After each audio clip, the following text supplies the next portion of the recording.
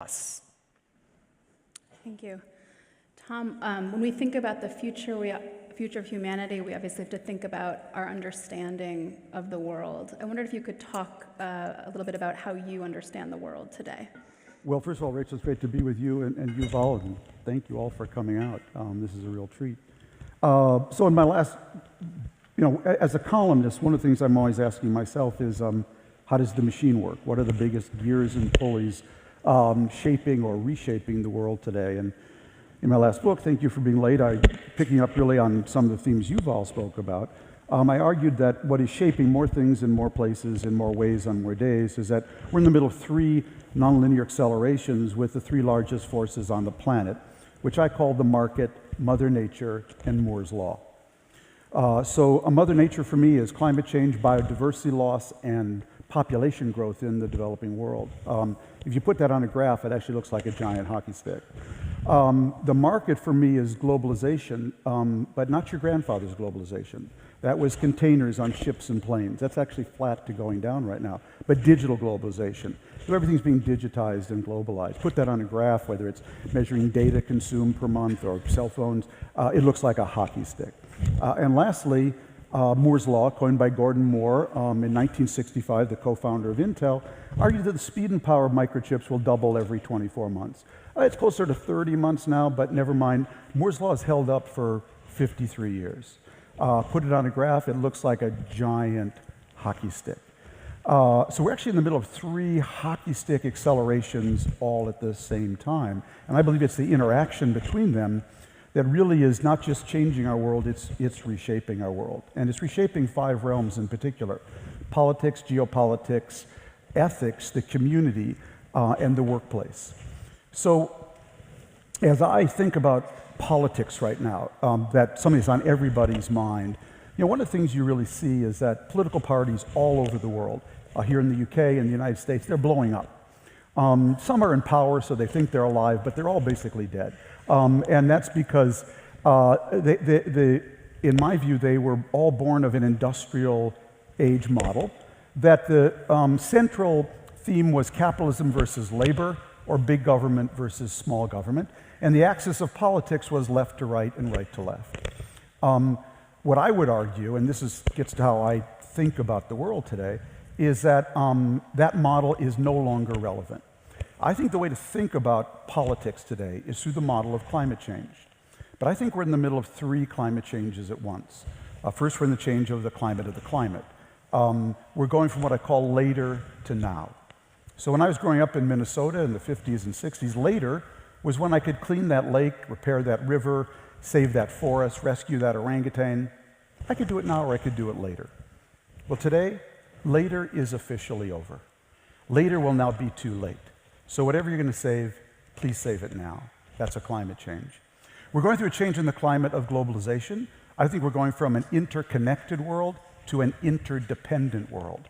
And in an interdependent world, you get a kind of geopolitical inversion where first of all, your friends start to be able to kill you faster than your enemies. If Greek and Italian banks go under tonight, this room is half full. Greece, Italy, wait a minute, they're in NATO, they're in the EU. In an interdependent world, they can kill us. And in an interdependent world, your rivals falling is actually more dangerous than your rivals rising. So if China takes 6 more islands in the South China Sea tonight, don't quote me on this, couldn't care less. If China loses 6% growth tonight, this room is empty. That's a climate change. And lastly, we're going through a change in the climate of business and technology. I'm a big believer that, one reason I focus on technology so much, I'm a big believer that whatever can be done will be done. The only question in business is, will it be done by you or to you? But just don't think it won't be done. So I'm always asking what can be done. And when you look at AI and some of the themes that you've all talked about, I think every company today can, therefore must, analyze, optimize, prophesize, customize, socialize, and digitize/automatize virtually any job, product, or service. So they can analyze now, thanks to big data. They can find the needle in the haystack of their data as the norm, not the exception. They can optimize. I flew here on British Airways, Rolls-Royce engines. Those engines are actually connected by sensor to Rolls-Royce, and they could tell BA exactly what altitude to fly every mile to optimize their energy efficiency. They can prophesize. So you may have seen the IBM Watson ad where the IBM Watson repairman comes to a high-rise building, says, I'm here to fix the elevator, and the doorman says the elevator's not broken. And he says, I know, but it will be in 6 weeks and 3 days. Okay, you can do predictive analytics on anything now. You can socialize, that is, you can connect now to your customers, your suppliers, your employees on a horizontal way like never before. You can customize just for guys from Minnesota with brown eyes and a mustache. And you can digitize/automatize virtually any job, product, or service. You put all those together, and every business today finds himself in the middle of a climate change. So as I thought about that, I thought, well, what do you want when the climate changes? I think you want two things. You want resilience. You need to be able to take a blow because you get disruptive behavior when the climate changes. But you also want propulsion. You want to be able to move ahead. You don't want to be curled up in a ball under your bed waiting for the climate change to pass. So as I thought about that, I said, who do I go to find how you get resilience and propulsion when the climate changes? And then I realized I knew this woman. She was 3.8 billion years old. Her name was Mother Nature, and she dealt with more climate changes than anybody. So I called her up, made an appointment, went out to see her. I sat down and I said, Mother Nature, how do you produce resilience and propulsion? And when the climate changes, she said, well, Tom, everything I do, I have to tell you, I do unconsciously, but these are my strategies. First of all, she said, I'm incredibly adaptive. In my world, it's not the smartest that survive, it's not the strongest, it's actually the most adaptive that survive. And I do it, she said, through a rather brutal mechanism I call natural selection. Second, she said, I'm incredibly entrepreneurial. Wherever I see an opening in nature, a blank space, I fill it with a plant or animal perfectly adapted to that niche. Third, she said, I'm incredibly pluralistic. Oh, Tom, she said, I'm the most pluralistic person you've ever met. I try 20 different species of everything, see who wins. And she did tell me something interesting. She told me her most diverse ecosystems are her most resilient and propulsive ecosystems. Fourth, she told me she's totally sustainable in a circular way. Everything is food, eat food, poop, seed, eat food, poop, seed. Nothing is wasted.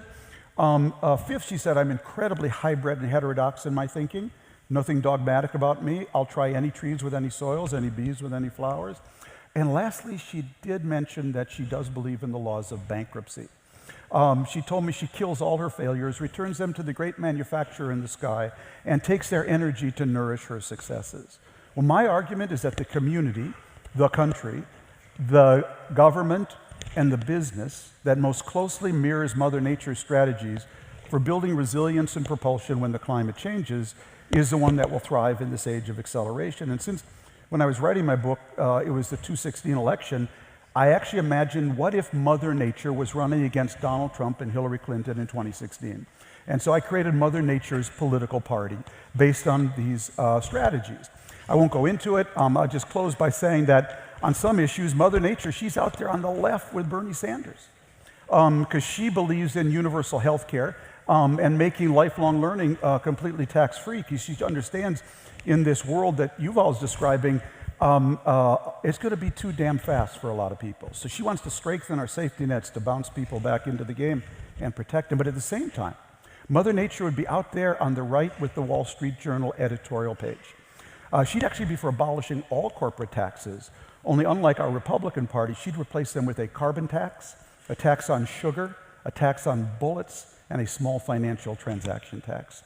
She would get radically entrepreneurial over here to pay for our safety nets over here. Unfortunately, in our old industrial age model of politics, if you're for stronger safety nets, you're almost never for radical entrepreneurship. If you're for radical entrepreneurship, you're almost never for stronger safety nets. What would Mother Nature call that? Stupid. That's what she'd call it. Because she would understand you will never produce resilience unless you're a hybrid of these two. And because our current political parties are not built on that model, I think they're all struggling now to find a way to talk about politics. And that we'd also be hearing from Mother Nature this evening. So there's the three of us on stage and a variety of perspective. I would just say that Mother Nature, she has problems also. Not our problems. As you mentioned, she's quite keen on extinction. And she does believe in that. And she wouldn't care if we are unable to cope with our problems and go extinct. Yep. Also, she wouldn't care very much if humankind splits and say a small percentage becomes a new species, better adapted to the new conditions, and a couple of billions just go in the way of the Neanderthals and the mammoth and all that. Yeah. So it's very good to learn from Mother Nature, but copying her methods too closely would be, I think, very bad news for a lot of people. My view, Yuval, is get the best out of her and cushion the worst. Because, and I do agree with you. You know, Mother Nature, one of my science teachers, Rob Walton, talked about this, that she's just chemistry, biology, and physics. That's all she is. You can't talk her up, you can't talk her down. You can't say, Mother Nature, we're having a recession this year. Could we take a year off on the climate? She's going to actually do whatever chemistry, biology, and physics dictate. And to put it in American baseball terms, Mother Nature always bats last, and she always bats 1,000. So do not mess with Mother Nature, which is exactly what we're doing. I wonder, we're obviously, talking